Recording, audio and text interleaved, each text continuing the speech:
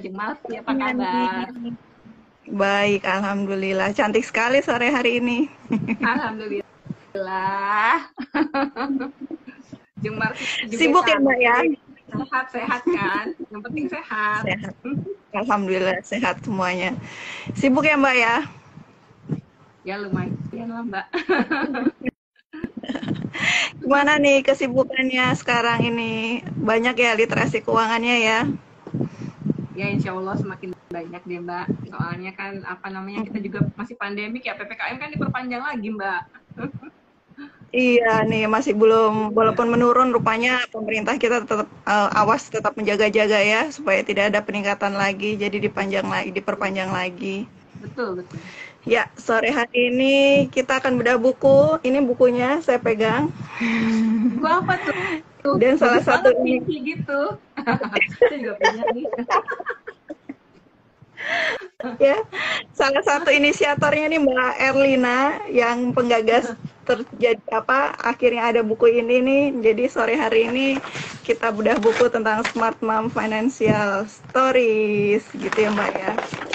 Iya, ya. Yuk kita bedah yuk. Oke. Yuk dibedah. Gimana nih Mbak cerita awalnya ada buku ini sampai akhirnya muncul ide ada buku ini. Ya ceritanya sih simple aja sih. Awalnya kan saya memang sebelumnya itu saya memang pernah bikin buku juga kan sama teman-teman cerdas keuangan ya. Nama bukunya itu Financial Stories ya kan. Itu udah lama banget ya. Saya belum bikin buku lagi. Kemudian ditawarin lagi buat buku Money Mindset to Action gitu loh. Judulnya sih bahasa Inggris ya, tapi isinya Indonesia. Nah kemudian saya kepikiran nih, kayaknya asik juga kalau buat buku, tapi isinya tuh tentang gimana kelola keuangan ala ibu-ibu atau ala emak-emak kayak kita gini gitu. Jadilah aku namakan buku itu namanya ini Mbak, Smart Mom Financial Stories. Jadi kan masih ada Financial Stories-nya tapi versinya versi Smart Mom gitu. Intinya sih sebenarnya gini loh. Sebenarnya kan banyak sekali ya saya temukan selama perjalanan saya dari 2012 menuju ke 2000 berapa nih diterbitkan buku ini ya. Ketemu dengan 19. Ya, ketemu dengan ibu-ibu, teman-teman kita ya yang memang selevel setara sama kita gitu. Mereka tuh cukup galau juga gitu ya. Gimana nih caranya untuk mengelola uang. Nah, sebenarnya buku ini adalah jawaban dari kegalauan kita semua ya. Jawaban termasuk saya. Jadi kan di dalam buku ini kan banyak banget ya isinya ya kalau kita lihat nih ya. Ada manage cash flow yang saya tulis juga. Kemudian ada apa lagi tuh? Mengatur utang, kemudian mengatur bisnis online ya, sampai Jeng Marvi juga nulis kan di situ kan mengenai warisan ya kalau nggak salah ya. Iya. Warisan, ada pinjaman online tuh banyak juga sih isinya. Ada dana pendidikan ya. Kemudian ada bisnis online, logam mulia tuh banyak sekali teman-teman ya kan. Ada lengkap ya teman-teman ya isinya ya. Iya lumayan sih, lumayan banyak lah. Bukunya udah habis belum atau masih ada stoknya? Masih ada nih. Kalau dia pesan gimana? Jadi kalau masih ada Mbak Rosa nih, Mbak Rosa aja bisa join tuh Mbak Rosa. Ini Mbak Rosa salah satu penulis juga loh. Hai Mbak Rosa. Halo. Mbak Rosa juga dia nulis di buku ini. Kalau nggak salah Google Sheet for Smart Mom ya Mbak. Mbak Rosa mau gabung nggak? Atau kita ngobrol dulu deh, nanti dia join deh. Nanti dia chat aja lah. Boleh, nanti kasih kisi-kisinya juga nih isinya dari Mbak Rosa nih. Jadi masih bisa pesan ya Mbak Erlina ya? Ya bagi yang belum punya ya Mbak ya? Iya, bisa pesan di Mbak Jeng Larti juga bisa, di aku juga bisa. Oh nyimak aja deh katanya dia. Nyimak aja deh. Oke.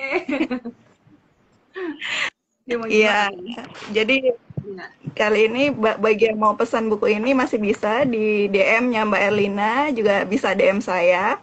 Ya kalau mau penasaran, walaupun nanti kita bedah, tapi isinya nggak akan selengkap isi buku ini nih, nggak akan lengkap nih kalau nggak baca benar-benar buku ini nih ya Mbak ya. Iya, benar-benar. Teman saya banyak tuh Mbak yang pesan buat gift. Karena warnanya kan Buat apa? pinky ya. Ini kan desainnya pinky gini kan.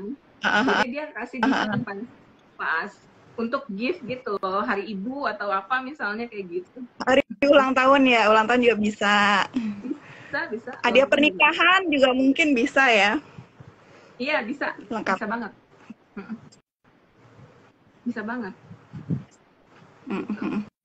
Oke, tadi udah dibuatkan apa, sudah sedikit dikasih bocorannya nih, ceritanya nih tentang pendidikan ada, tentang pengelolaan bisnis ada gitu. Jadi secara umum nih Smart Map ini kira-kira dari buku ini secara umum apa kalian apa yang diperlukan oleh Smart Map dalam mengatur keuangan, Mbak? Oh, kalau bicara mengenai ibu rumah tangga itu kan terkait sama memang keuangan ya, mau nggak mau ya.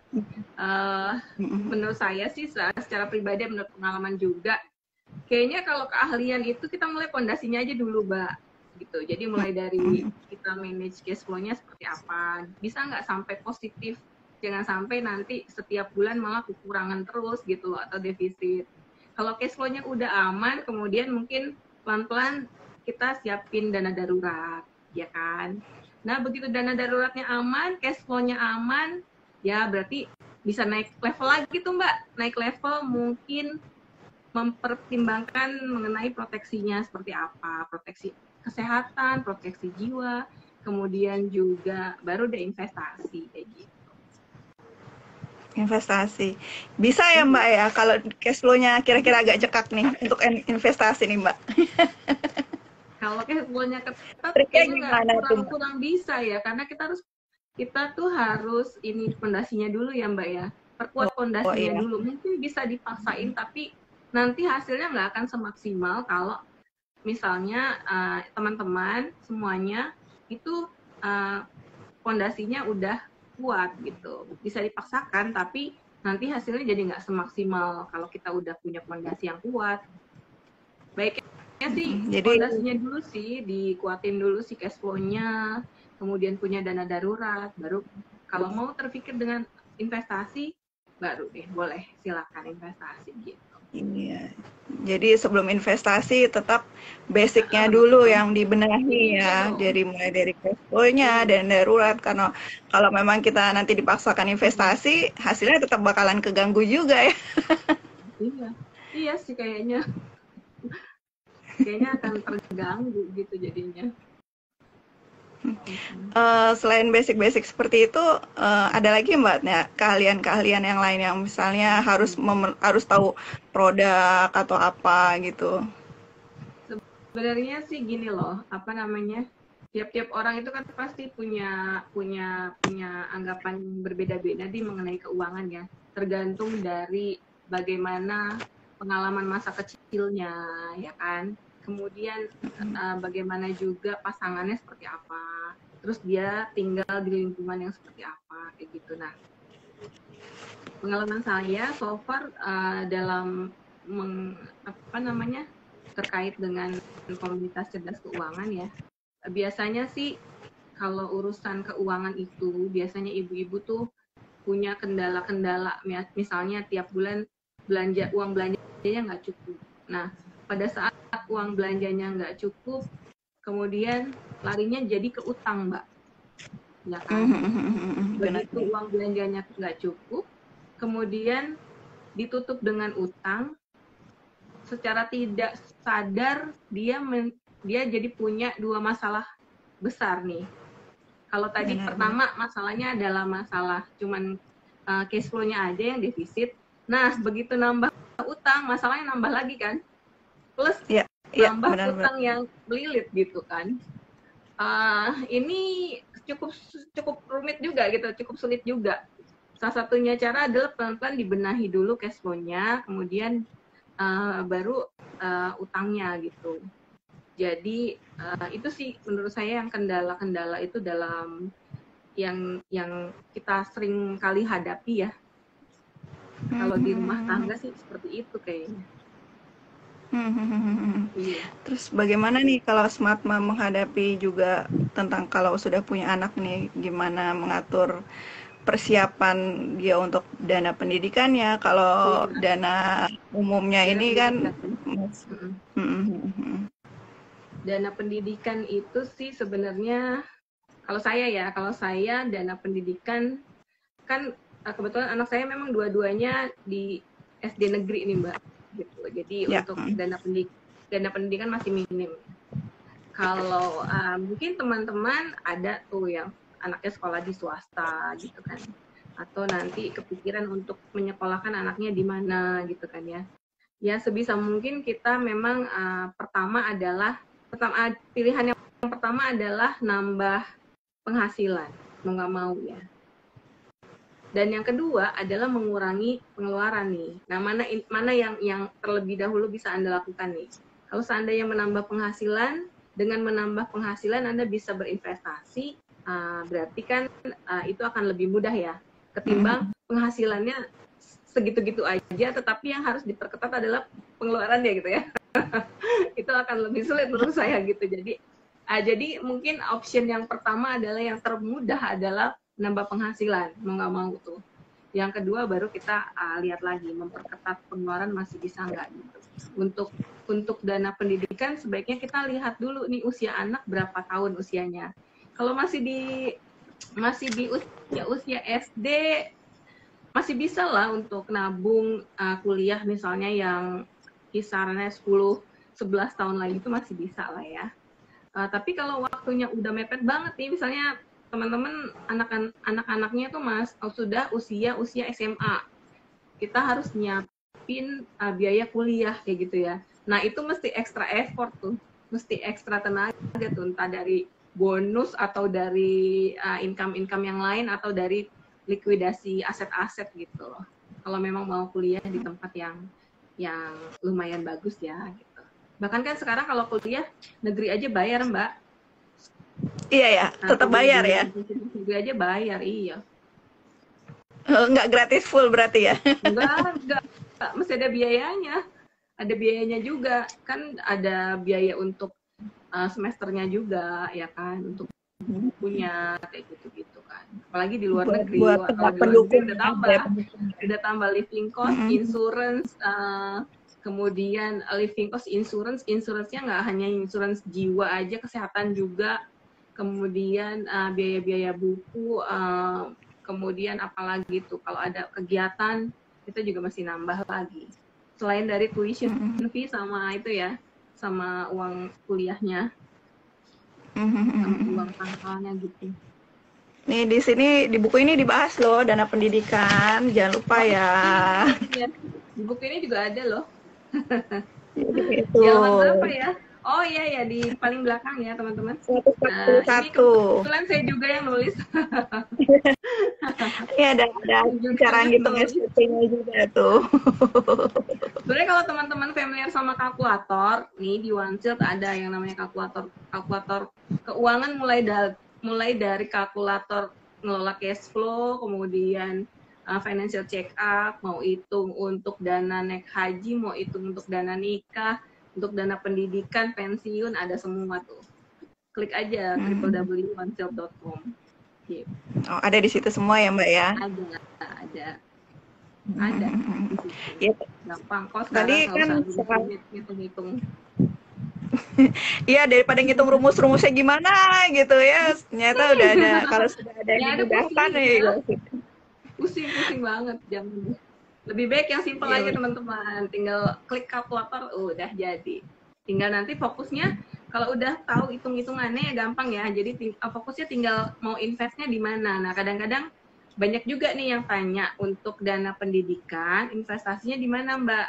Nah saran saya, lihat jangka waktunya ya. Kalau seandainya jangka waktunya udah deket-deket gitu ya, udah setahun, 2 tahun itu sebaiknya tempatkan di instrumen investasi yang memang ringan resiko teman-teman ya. Mulai dari reksadana pasar uang bisa, atau deposito gitu. Yang jelas pada saat nanti dicairkan nggak ada pengurangan lagi atas nilainya. Kan sayang ya, kita udah invest lama-lama, kemudian begitu kita masukkan ke instrumen yang punya resikonya besar, jadinya nilainya jadi berkurang. Nanti ujung-ujungnya anaknya nggak sekolah gitu. Jadi sebaiknya lihat dulu jangkauan waktunya berapa lama. Tapi kalau misalnya masih lama, misalnya masih 10 sampai 15 tahun lagi ya nggak apa-apa juga ditaruhnya nanti di instrumen yang memang resikonya tinggi gitu, yang agresif ya gitu. Iya. Tapi sekarang kendalanya di tahun-tahun ini kan sedang turun nih Mbak. Ya, jadi buat smart mom yang kira-kira butuh tahun ini nih dengan biaya yang dibutuhkan, tapi karena kondisi ekonomi lagi tidak stabil, nilai reksadana yang agak turun nih gimana kira-kira nih yang bisa diantisipasi nih Mbak Erlina nih? Oke. Mungkin gini ya, jadi sebaiknya ya teman-teman ya, kalau misalnya memang investasi Anda tuh khusus untuk dana pendidikan, dilihat lagi nih jatuh temponya kapan. Kadang-kadang kan kita suka lupa ya, begitu kita misalnya kita masuk ke instrumen dana pendidikan atau apalah, tabungan pendidikan gitu ya, yang ada unsur investasinya gitu-gitu ya. Awalnya kita ingat, terus kemudian sejalan dengan waktu kita jadi lupa tuh karena nggak dicatat atau nggak dibuat di notes di ini ya, reminder di handphone misalnya gitu, di kalender gitu kan. Nah begitu udah 3 tahun gitu ya, udah 4 tahun, udah lupa. Kemudian kok tahu-tahu anak kita udah mau sekolah gitu. Nah itu hati-hati tuh teman-teman. Kadang-kadang ada produk yang begini Mbak, dia bisa auto roll over sendiri. Kalau seandainya di awal udah deal jangka waktunya 3 tahun, tetapi pada saat jatuh tempo yang punya investasi itu nggak melakukan konfirmasi bahwa mau ditarik gitu dananya, nah nanti akan otomatis roll over lagi ke 3 tahun berikutnya. Kayak gitu. Jadi sebaiknya di remind ya teman-teman ya, dikasih notes, dikasih reminder supaya nggak kelupaan. Kan sayang ya udah ngumpulin 3 tahun. Bisa diambil ya Mbak ya? Gulung lagi ke 3 tahun berikutnya gitu. Kenapa Mbak? Nggak bisa diambil akhirnya ya? Iya, jadinya jatuhnya rugi ya, atau kena penalti atau apa gitu. Tetap bisa diambil sih. Tapi kan sayang ya. Dan merepotkan juga gitu, kita masih datang lagi ke banknya kayak gitu kan, wasting time juga. Ya Mbak. Tadi kan sempat dibahas juga Mbak, salah satu buat nambahin dana pendidikan adalah tentang berbisnis. Ini di sini juga ada loh materi bisnis, halaman berapa ya? Itu saya juga nulis kayaknya. Iya Mbak Erlina semua nih, banyak tulisannya Mbak Erlina di sini. Oh ini nih, bahasnya halaman 131 nih, memulai bisnis online. Ini mah terbalik ya. Memulai bisnis. Ya 99 juga ada. Mana? Ya ini segini deh. Rahasia bisnis online untuk smart mom. Iya, nih saya kasih tahu. Nih ya, memulai bisnis online dari rumah. Nih, ini ada di halaman 131 gitu. Iya. Jadi buat yang bingung-bingung bagaimana berbisnis, di sini dikasih tips juga nih sama Mbak Erlina nih. Iya tuh. Ayo deh buruan beli bukunya yang banyak.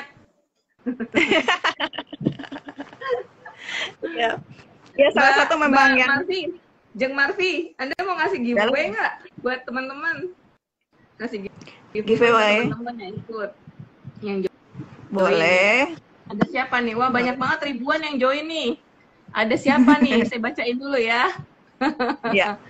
Non Inge tuh ada tadi, ada Fabian. Tuh banyak nih yang join, ribuan Mbak, bacain deh Mbak. Tuh ada lagi yang join, Nita. Ya, Nita baru join tuh. Halo Nita, ini ada giveaway dari Mbak Marvin ya. Safira, Fabian, Dinda Yuliani. Oh nyimak aja katanya Mbak Nita. Cynthia tuh, Cynthia Bila join. Ya di tengah pandemi ini kan agak bingung ya buat nambah penghasilan ya Mbak. Mungkin salah satu alternatifnya memang dengan bisnis online ya Mbak ya, buat smart mom ini. Iya betul banget Mbak. Buat bisnis online itu paling mudah Mbak, paling mudah, paling murah, ya kan? Anda nggak perlu capek-capek beli barangnya, tinggal jadi dropshipper aja ya. kayak gitu. Tinggal Oke, jadi dropshipper aja, nggak usah capek-capek punya toko, nggak usah cari-cari barang. Kalau seandainya Anda menawarkannya via online aja bisa gitu ya. Bahkan tahu nggak Mbak, keponakan saya masih usia berapa tahun ya, dia masih kuliah tingkat 1 Mbak, dia belum jadi ibu.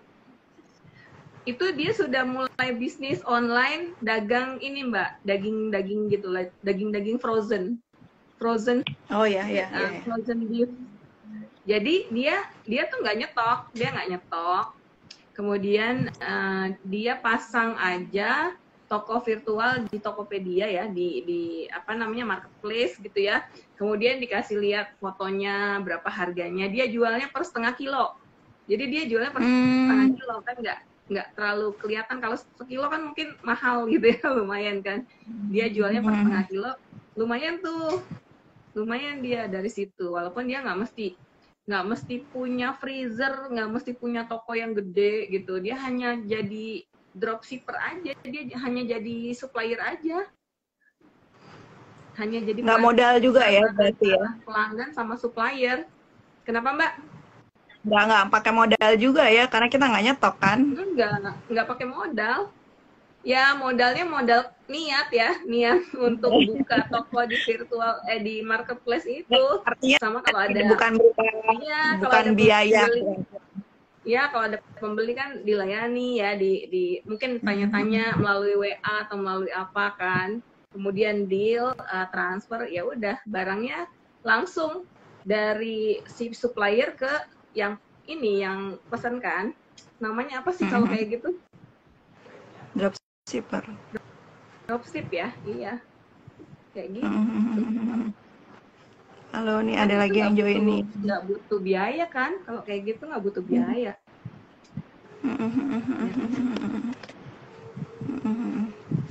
Ini dibahas juga nih tentang bagaimana jalan-jalan ke luar negeri ya Mbak ya. Siapa ini yang ngisi ya Mbak ya? Saya. Mbak Erlina ya. Gimana tuh Mbak tipsnya biar bisa jalan-jalan ke luar negeri Mbak dengan cash flow yang ada? Gampang. Kalau mau teman-teman mau ke luar negeri gampang. Sekarang pertama adalah siapin paspornya. Ya kan? Jelas.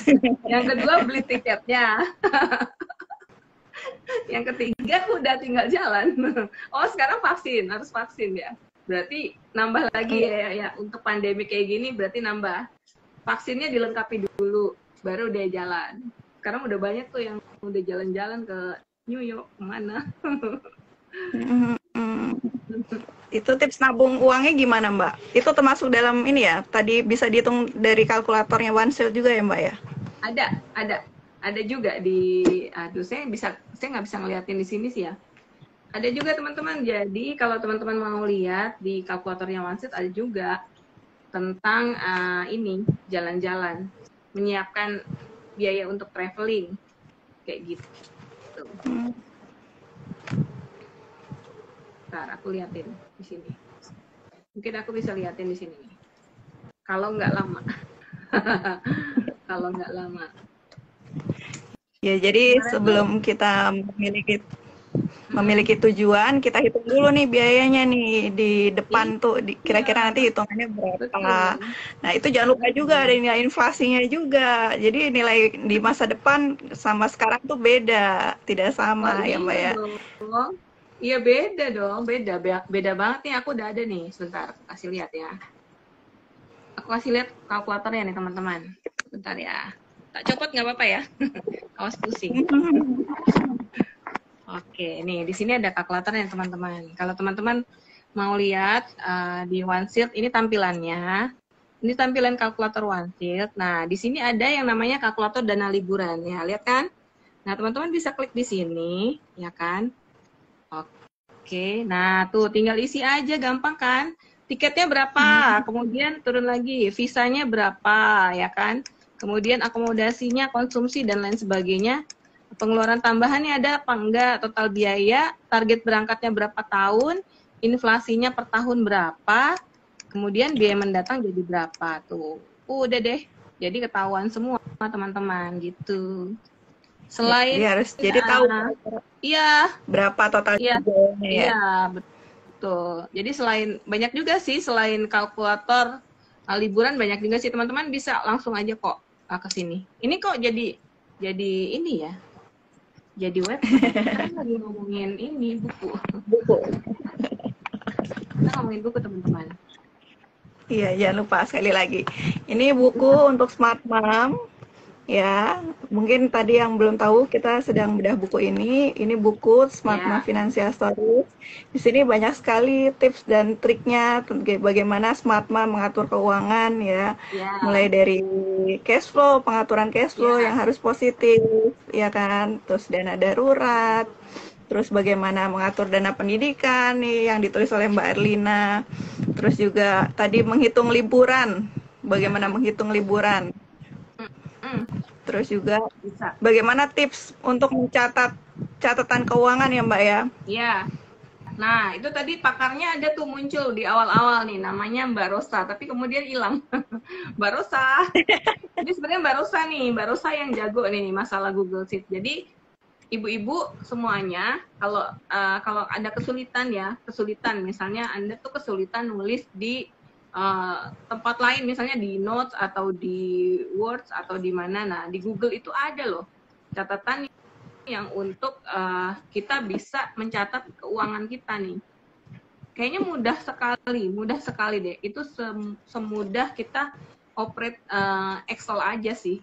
Excel. Gampang banget. Hanya Excel yang dipindah di handphone ya, pakai Google Sheet. Iya. Jadi sekarang udah nggak ada halangan lagi ya kalau Anda ingin mencatat, mau menggunakan apa nih, misalnya manual juga bisa. Kemudian kalau mau lebih simple juga, Google Sheet juga bisa ya. Kalau memang sudah terbiasa sama Excel, di Excel juga bisa. Jadi, karena sebagian tuh sering ada kendala dengan menulis Mbak, biasanya Mbak.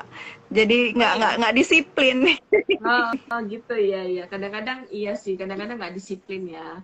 Memang itu sih kendala kita semua sebenarnya. Nggak disiplin, nggak konsisten, nggak terus-menerus kita lakukan ya, kayak gitu. Sebenarnya simpel aja sih Mbak Marvi, sebenarnya simpel aja sih kalau untuk catatan keuangan itu kan kita lihat nih tujuannya sebenarnya untuk apa. Kita mencatat untuk apa sih sebenarnya? Kan untuk tahu pola pengeluaran kita ya nggak? Buat tahu pola pengeluaran kita kan. Nah, pada saat kita sudah tahu pola pengeluaran kita, kayaknya sih mencatat udah bukan suatu keharusan lagi, karena kita udah tahu spendingnya kan, patternnya seperti apa kan. Nah, tinggal dari situ, berangkat dari situ kita baru mulai alokasi keuangannya diatur, persentasenya berapa. Jadi biar tahu kira-kira pola keuangan kita seperti apa, itu fungsinya mencatat. Terus kira-kira boncos-boncosnya di mana juga ya Mbak ya? Iya, kira-kira boncosnya di mana, bocor-bocornya di mana. Nah, dari situ kita perbaikin. Kalau seandainya udah diperbaikin, jangan sampai boncos lagi, ya kan? Jangan sampai berulang lagi, kayak gitu. Tipsnya untuk mengurangi kebocoran ini gimana nih Mbak? Ditambel Mbak. apa harus ada yang ditahan antara keinginan sama kebutuhan? Ya, jadi teman-teman ya, kalau misalnya memang pada saat dicatat kemudian ketahuan, wah ternyata bocornya dimakan di luar misalnya kayak gitu ya, atau bocornya itu karena terlalu sering belanja online kayak gitu ya. Nah, dari situ kan udah kelihatan nih, ternyata kebocoran saya di sisi belanja dan belanja online dan belanja makanan. Ya kan, antisipasinya sekarang adalah kita mulai buat budget untuk belanja online dan belanja makanan tersebut. Jangan sampai budget itu dilampaui gitu loh. Budgetnya jangan sampai dilampaui, jangan sampai kelebihan. Pada saat misalnya sudah dibatasi nih, oke. Berarti sebulan saya hanya cukup untuk belanja online misalnya di kisaran 200.000 lah sebulan. Kebanyakan nggak? Atau 100.000 lah ya. 100.000 per bulan. Nah, teman-teman jangan sampai over budget. jangan sampai over budget juga. Syukur-syukur nanti malah pada misalnya bulan-bulan tertentu ada tuh teman-teman yang nggak belanja sama sekali, puasa belanja misalnya kayak gitu ya. Nah, uang yang 100.000 itu atau yang 200.000 itu bisa dialihkan ke investasi yang lain atau untuk nambah dana darurat seperti itu. Ya, jadi begitu sih sebenarnya antisipasinya sih. Kalau untuk apa namanya tuh bocor-bocor belanja kayak gitu. Karena sebagian kita suka lupa ya kalau nggak dibudgetin sebelumnya nih akhirnya nggak tahu apa yang dibelanjain terus jadi asal aja belanja jadi nggak sesuai dengan over budgetnya. Nah biasanya Mbak Marfi gimana nyiasatin untuk belanja tiap bulan gimana Mbak? Apakah pada saat terima penghasilan Mbak Marfi langsung sisihkan gitu pos-posin semuanya ke masing-masing pos atau gimana Mbak? Biasanya Mbak Marfi gimana? Aku biasanya langsung aku bagiin tuh sesuai dengan pos-posnya gitu. Mana yang buat bayar listrik, mana yang buat investasi, mana yang buat belanja. Belanja pun juga aku bagi tuh biasanya mingguan. Minggu pertama, minggu kedua, minggu ketiga, minggu keempat gitu. Jadi sudah ya paling nggak dengan cara begitu aku bisa menekan uang belanja ya seminggu buat konsumsi ya 150 sampai 200 gitu. Itu kan kadang-kadang kalau jajan bisa lebih tuh. Ah, iya, betul jadi over ya. Jadi yang kelebihannya itu bisa dimasukkan lagi ke untuk belanja atau masukin ke investasinya jadinya. Aku bagi dua Mbak. Kadang-kadang buat pos yang kita senang-senang sama satu lagi pos buat investasi gitu. Oh, berarti dibagi dua ya. Buat reward kita kan jadinya kan. Buat self reward gitu ya. Lagi happening. Gitu. Iya, begitu, Mbak. Iya sih. Jadi jangan memang gitu sih ya. Kadang-kadang yang suka kacau itu kalau misalnya kita berkeluarga terus pasangannya ngacauin atau nggak sinkron nih Mbak. Misalnya istrinya udah hemat-hemat banget. Ternyata ada tuh belanja dari inilah, belanja itulah. Kadang-kadang kita memang harus sinkron sih ya. Kalau sesama pasangan gitu ya. Jadi tujuannya tuh sama-sama gitu loh. Kita menuju titik yang sama gitu. Jangan sampai nanti malah yang satu mau ke kanan, yang satu ke kiri. Jadi kita nggak searah. Jadi sebaiknya di awal memang ini sih searah dulu sih. Samakan visi misi dulu sih sebenarnya. Iya, kita tetap harus kompromi sama pasangan ya. Semuanya dilakukan berdua soalnya jadi smart mom ini jalaninnya berdua, bahtera rumah tangganya berdua jadi nggak sendiri-sendiri. Iya, halo Pak Finan, apa kabar nih? Nih ada yang join temen aku juga. Apa kabar halo, Pak? Apa kabar? Ya. Teman-teman kalau ada yang ingin bertanya, ini silakan. Mumpung kita lagi bahas buku ya. Buku ini memang banyak sekali isinya, mulai dari manage cash flow, kemudian mulai dari bisnis online, bahkan ada yang logam mulia, Google Sheet for Smart Mom gitu ya, ada dana pendidikan ya Mbak ya, ada pinjaman online, apalagi Mbak, ada warisan, ada single mom gitu loh. Jadi mumpung kita berdua sedang ngobrol di sini, teman-teman kalau ada yang ingin bertanya silakan, karena ini bukunya padat banget isi, jadi rugi deh kalau nggak punya gitu. Saya taruh banyak di belakang itu. Salah satunya ada buku ini. Ini komprehensif banget nih buat para mom nih, buat para smart mom nih. Jadi ilmunya lengkap. Penting banget ini. Jadi kayak buku sakunya ya, buku sakunya smart mom ya. Iya, betul. Memang bentuknya memang simple ya, nggak terlalu besar juga kita buatnya ya. Jadi bisa dibawa kemana-mana sih kalau seandainya Anda mau kemana, misalnya mau vaksin tapi nunggunya lama ya, baca aja sambil baca buku ini kan lumayan nih, nggak terlalu bete-bete amat gitu loh, ada yang untuk dibaca-baca. Oh iya Mbak, mau tanya lagi nih, satu lagi nih, kira-kira. Ya. Ini kendala sama pasangan ini kan kadang-kadang kan suka berbeda ya tujuannya ya. Apalagi laki-laki ini kadang-kadang kan suka punya uang laki-laki sendiri nih Mbak nih.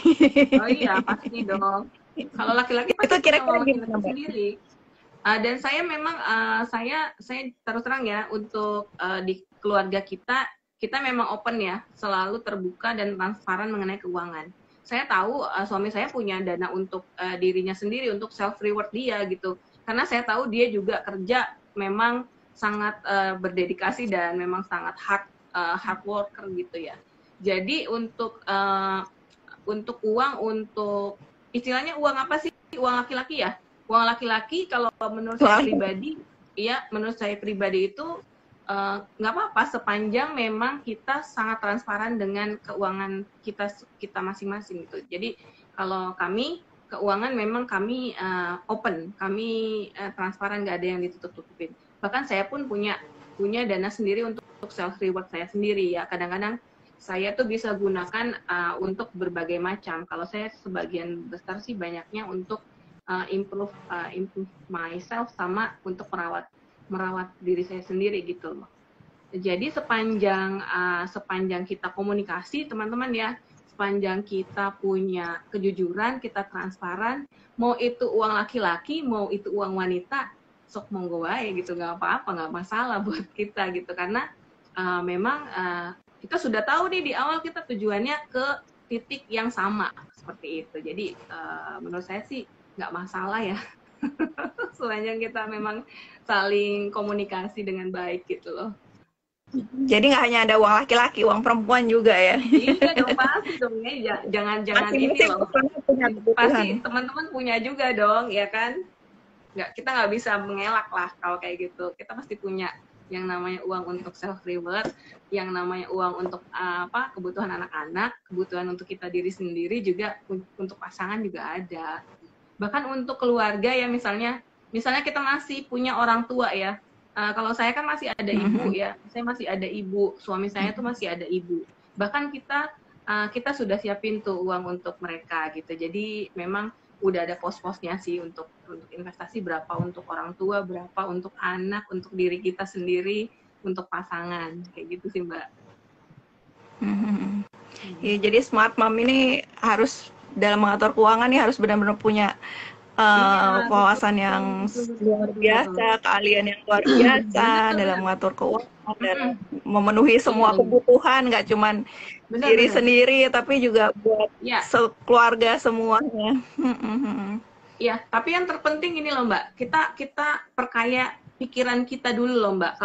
Kalau misalnya ya di awal pikiran kita udah ruwet, udah sumpek, udah sempit gitu ya, itu mencerminkan keseluruhan nanti ke depannya.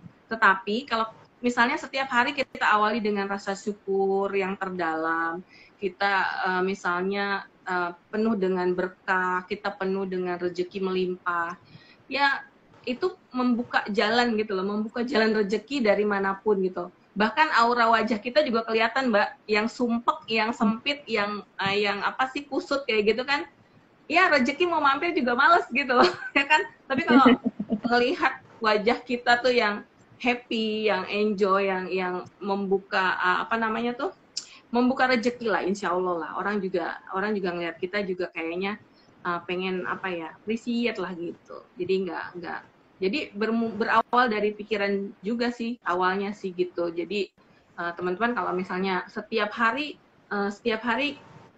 sebaiknya mulai dari sekarang nih, kita setiap hari bersyukur dulu deh. Kita masih diberikan kesehatan, ya nggak sih Mbak? Sekarang kan ya ampun Mbak, itu saya kalau denger ya berita kemarin itu ya, setiap hari ada aja yang meninggalkan kita ya, dipanggil sama ilahi gitulah.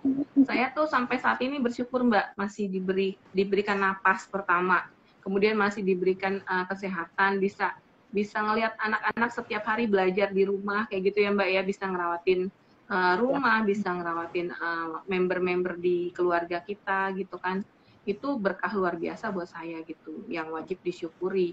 Nah, apalagi ini teman-teman nih semuanya yang memang smart mom semua gitu loh. Jadi kita mulai bersyukur aja lah yang banyak, baru nanti insya Allah lah nanti kemudian rezeki akan datang gitu.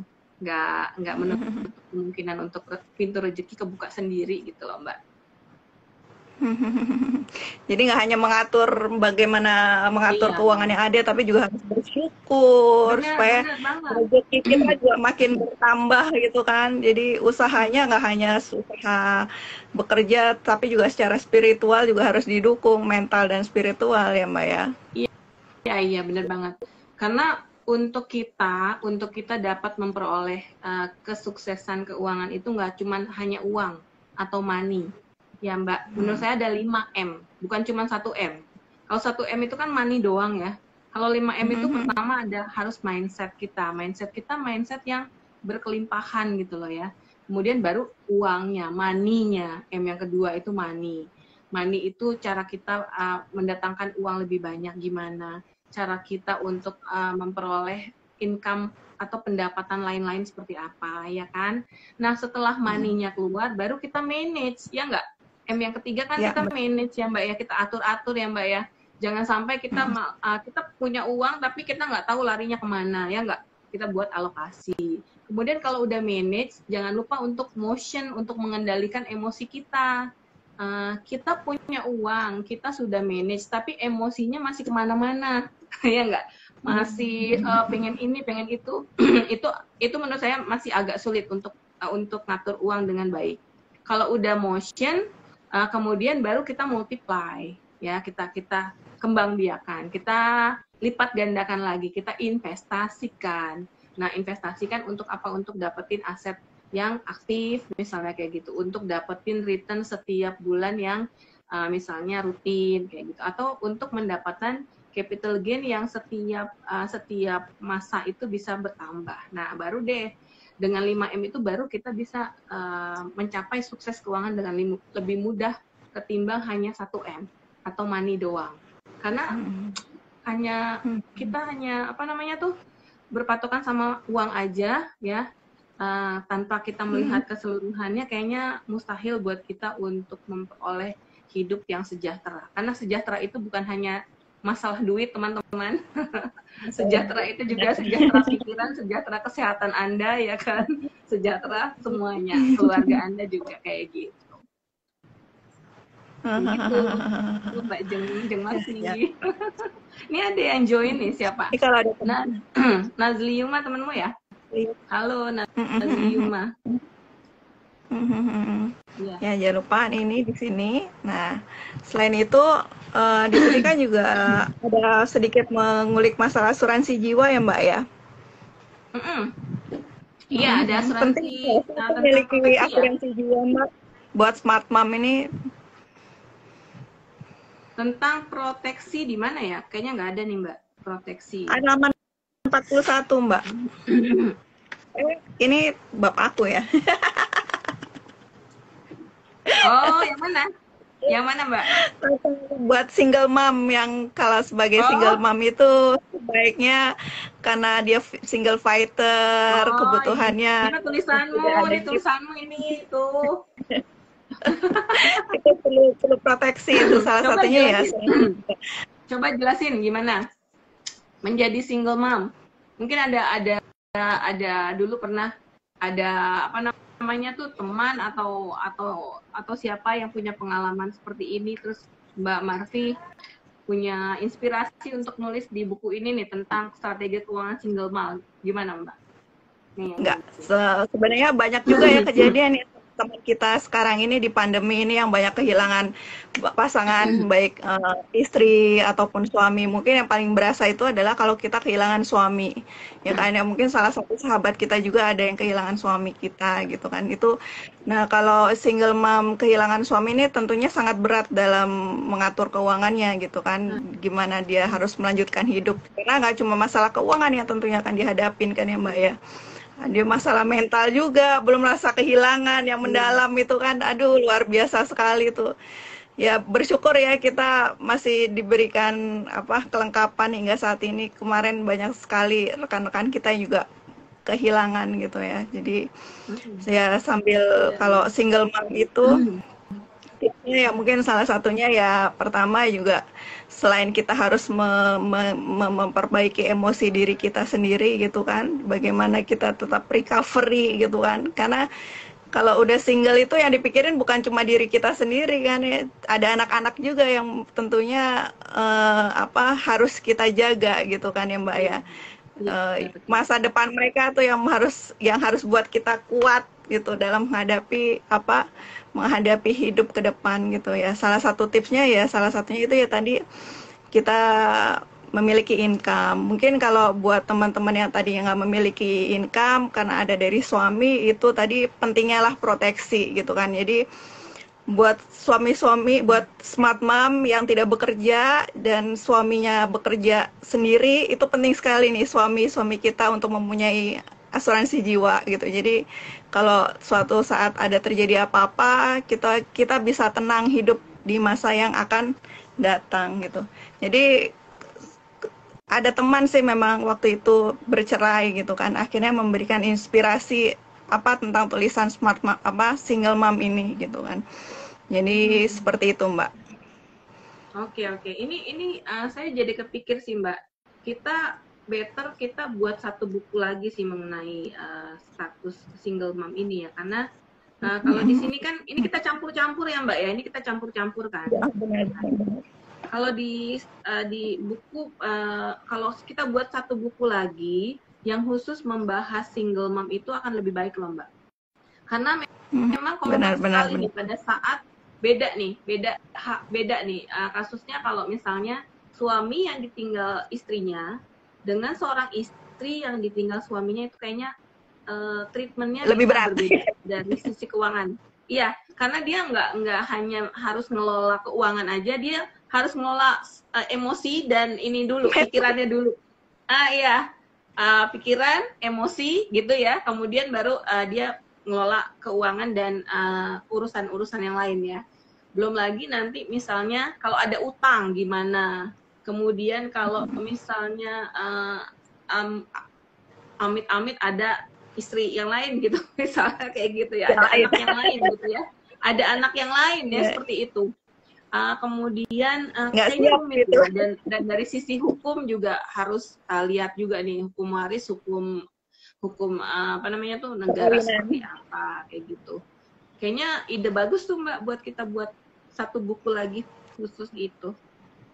Ditambah cerita-cerita buat teman-teman kita yang selama pandemi kehilangan juga Mbak. Iya, mungkin dia bisa berbagi juga tipsnya itu Mbak. Iya, bisa. Mungkin nanti Mbak Marvi juga banyak ya kenalannya itu ya. Kenalannya ya. Ada beberapa yang bisa dibantu gitu. Bisa. Boleh lah, nanti aku ikut aja lah, kapan jadwalnya. Sok aku ikut. Tentang single mom ya Mbak ya. Boleh nih. Boleh.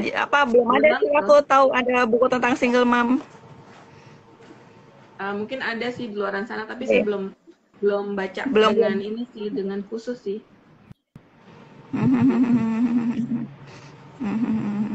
Benar. Ya nanti kita jadwalin buat buku lagi tentang single mom. Tapi bukan ini ya, single father ya. Karena bapak-bapak lebih single fighter. Bukan single father, single fighter. Single mom, single fighter gitu. Kok single fighter, ya. Oh ya, single mom, single fighter. Boleh tuh judulnya tuh. Ya udah tuh, udah jadi judulnya. Tinggal isinya aja tuh, dibuat kerangkanya jadi tuh. Ayo tuh buat kerangkanya apa gitu.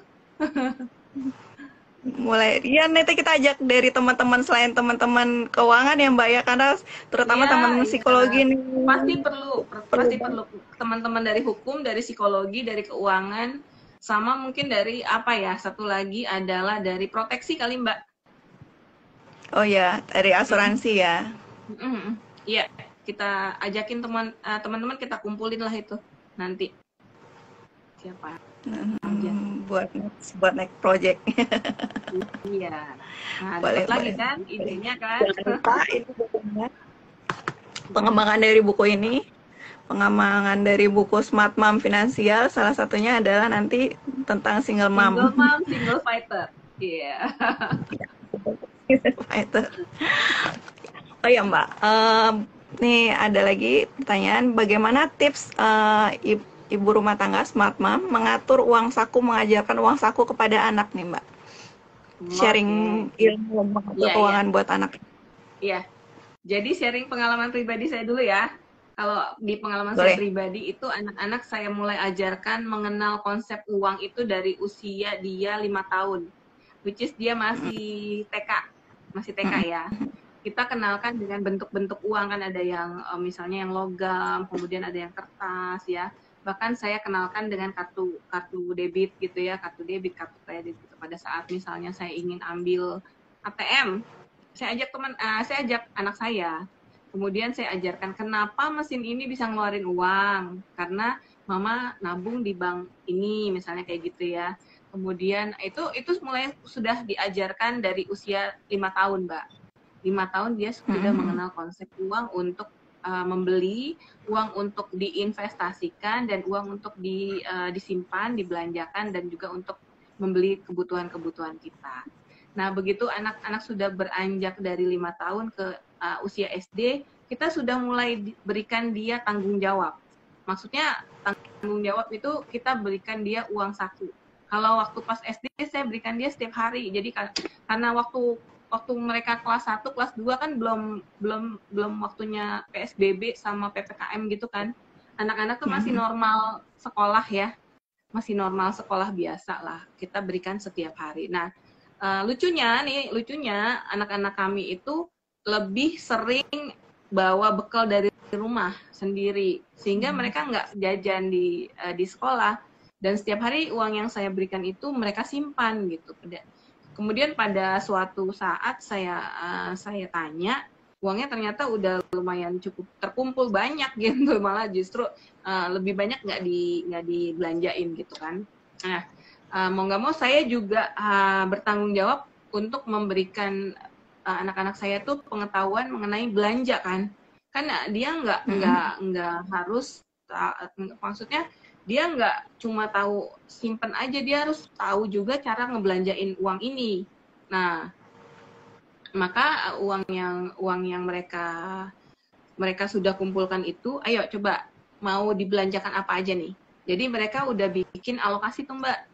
Oke, ini mau diinvestasiin, pada saat itu dibeliin saham, kemudian dia mau belanja kebutuhan dia kayak stationery kayak gitu, kemudian dia donasi, sebagian dia donasi. Jadi anak saya tuh udah kenal konsep itu sejak kelas 4, kelas 5 lah, menjelang kelas 4, kelas 5 kayak gitu udah ngerti konsep itu. Nah, sekarang karena PSBB saya tuh kasih uangnya per bulan aja.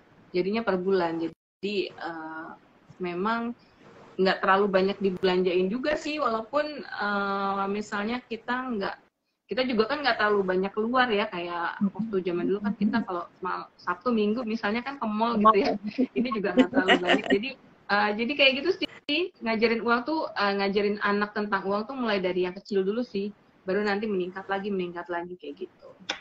Dan mereka juga belajar dari teman-temannya juga. Kadang-kadang teman-temannya ada yang boros, ada yang sukanya jajan, sukanya belanja kayak gitu-gitu. Mereka cerita sih, kadang-kadang suka cerita juga. Kayak gitu, Mbak. Jadi biar mereka punya tabungan dari kecil ya Mbak ya, punya kebiasaan habit yang baik dari kecil ya Mbak ya. Iya. Intinya sih ngajarin anak tentang uang itu sebenarnya apa kayak gitu. Kayak gitu.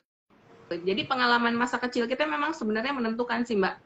Pengalaman masa kecil kita itu bisa menentukan habit kita dan attitude kita nanti pada saat dewasa.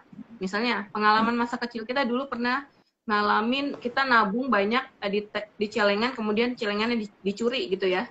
Nah, bisa jadi nanti pas dewasa dia selalu curiga pada saat, aduh, gue mau nabung tapi ntar dicuri lagi. Jadinya mending gue habisin aja lah uangnya gitu. Jadi pas dewasa membentuk mindset bahwa kalau saya nabung di celengan nanti akan dicuri, lebih baik saya belanjain kayak gitu.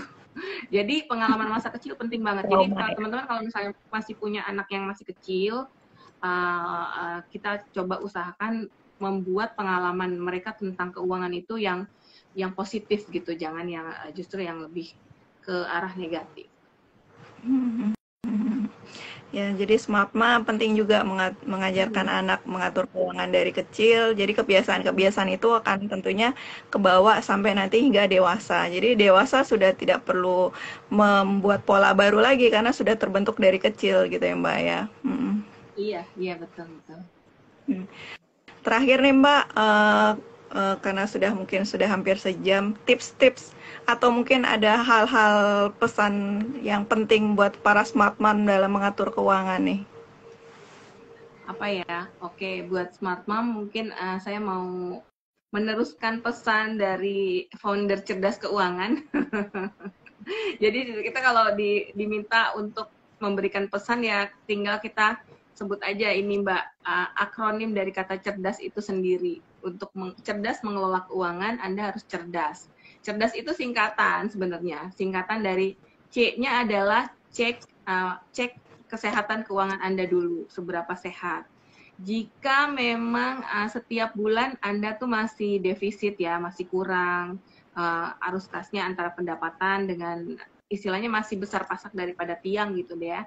Nah, itu benahin dulu. Cari bocornya di mana, cari boncosnya di mana. Kalau itu sudah mulai dikelola, sudah mulai recovery, baru yang kedua adalah educate yourself. Nah, salah satu caranya teman-teman menambah pengetahuan adalah misalnya dengan ikut IG Live kayak gini-gini, atau baca buku ini ya, baca buku-buku yang banyak tentang keuangan, atau ikut training, atau ikut kelas. Saat ini kan banyak banget ya kelas yang free, kelas yang nggak usah perlu bayar, ngantri, kemudian panas-panasan kayak gitu mesti jalan jauh, kan sekarang bisa online, kelasnya juga free. Nah, teman-teman tambah deh ilmunya mengenai kelola keuangan seperti apa. Kalau udah C-nya udah, E-nya udah, kemudian R-nya rutin investasi, teman-teman jangan lupa ya rutin investasi, karena kalau kita memanfaatkan waktu saat ini untuk investasi, itu akan lebih mudah jalannya ketimbang Anda sudah di ujung jalan, kemudian Anda butuh uangnya dalam waktu singkat gitu loh ya. Kalau investasi saat ini berarti kan waktunya masih panjang tuh, ya kan? Waktunya masih panjang, berarti Anda masih bisa nyicil sedikit-sedikit dan jumlah uangnya nggak terlalu banyak. Rutin investasi udah, D-nya adalah dana darurat. Jangan lupa dana darurat itu penting buat kita menyiapkan kondisi yang serba tidak pasti saat ini, apalagi pandemik dan PPKM ini erat kaitannya dengan misalnya PPKM-nya ada lagi gitu ya, besok diperpanjang lagi gitu. Jadi kan kayak nggak pasti gitu ya Mbak. Nah, kondisi yang nggak pasti itu kita bisa lebih, kondisi yang nggak pasti itu kita bisa merasa lebih secure kalau kita punya pegangan. Benar nggak sih Mbak? Kita punya pegangan ya, kita punya dana darurat yang cukup. D-nya itu adalah dana darurat, teman-teman jangan lupa. A-nya adalah aset alokasi. Kalau dana daruratnya udah terkumpul, investasinya juga udah mulai jalan, nah asetnya mulai diatur nih alokasinya seperti apa. Misalnya aset yang misalnya sifatnya liquid, kemudian aset yang sifatnya investasi, dan juga aset yang personalnya ini seperti apa. Di aset liquid mungkin kalau kebutuhan dana daruratnya udah cukup, berarti kalau masih berlebih, nah tinggal sisanya itu atau kelebihannya bisa dialirkan ke aset investasi nih, yang mungkin bisa mencukupi untuk kebutuhan tujuan keuangan jangka panjang. Kayak gitu ya, jadi aset alokasi itu penting. Nah, kalau teman-teman mau belajar aset alokasi, DM aja ke Cerdas Keuangan bisa, atau nanti misalnya kita adakan kelas aja ya Mbak ya tentang aset alokasi, itu bisa mudah banget. Kemudian kalau aset alokasinya sudah beres, maka yang S-nya adalah apa Mbak? Kalau S-nya adalah simplify your habit. Jadi buat sesederhana mungkin kebiasaan-kebiasaan Anda untuk ngelola keuangan itu bisa jadi lebih mudah dan bisa Anda praktekkan setiap hari kayak gitu. Nah ini Mas Taufik Barujo ini. Halo Mas Taufik, mentor keuangan, apa kabar? Jadi gitu ya, cerdas keuangan, cerdas kelola keuangan. Kita ingat aja kata cerdas. Itu aja sih dari saya. Jadi ada filosofi juga ya, ternyata ya cerdas keuangan tadi. Iya, itu juga sebagai patokan kita kalau seandainya orang itu bisa dibilang cerdas atau enggak, ya dilihat dari yang indikasi yang itu, CERDAS-nya itu. Kalau misalnya semuanya sudah dijalani, ya berarti dia sudah cerdas keuangan. Itu sebagai benchmarknya, gitu Mbak. Jadi smart mom penting sekali untuk menjadi cerdas keuangan ya. Iya. Salah satunya juga dengan cara baca ini bisa jadi kita buat cerdas lagi. Ayo. Nih, mumpung ada Mas Taufik masih join apa udah left tuh? Mas Taufik juga doyan bikin buku, dia juga doyan bikin buku tuh Mas Taufik. Diam-diam udah berapa buku? Curhatannya sih udah 3, udah mau ke 4 tuh, Mbak. Oh, udah mau ke 4. Oh, bagus lah. Nambah terus ya. Ya, tiap tahun ada aja dia. Ayo dong, Mbak Marti, kapan mau CFP di One Shot? Monggo atuh. Ada lah nanti ya. Ayolah. Oke deh, ya udah. Jangan lupa, terima kasih banyak ya Mbak Erlina. Iya, untuk waktunya, untuk penjelasannya yang sungguh sangat bermanfaat sekali. Jangan lupa juga beli buku ini, bisa DM ke Mbak Erlina atau DM ke saya. Iya, siap. Sebelum nanti kita mau nerbitin buku baru ya Mbak ya. Belinya yang banyak ya teman-teman ya, buat dibagi-bagi ya. Iya, karena ini sangat jangan dilihat dari harganya, tapi isinya ya Mbak ya. Iya, betul. Harga mah nggak seberapa, yang penting isinya ya Mbak ya. Bisa menghemat kebutuhan keuangan kita sampai jangka panjang ini. Iya. Kalau dihitung harganya kayaknya nggak sebanding dengan manfaatnya. Jadi Anda nggak perlu lihat harganya, Anda pikirkan manfaatnya, karena manfaatnya jauh lebih banyak daripada harga buku ini. Gitu. Oke, terima kasih banyak ya Mbak Erlina. Aduh, mohon maaf sekali kalau ada kekurangan dari saya. Jangan kapok-kapok ya Mbak ya. Terima kasih banyak. Tenang aja. Sampai ketemu lagi. Ya. Sampai ketemu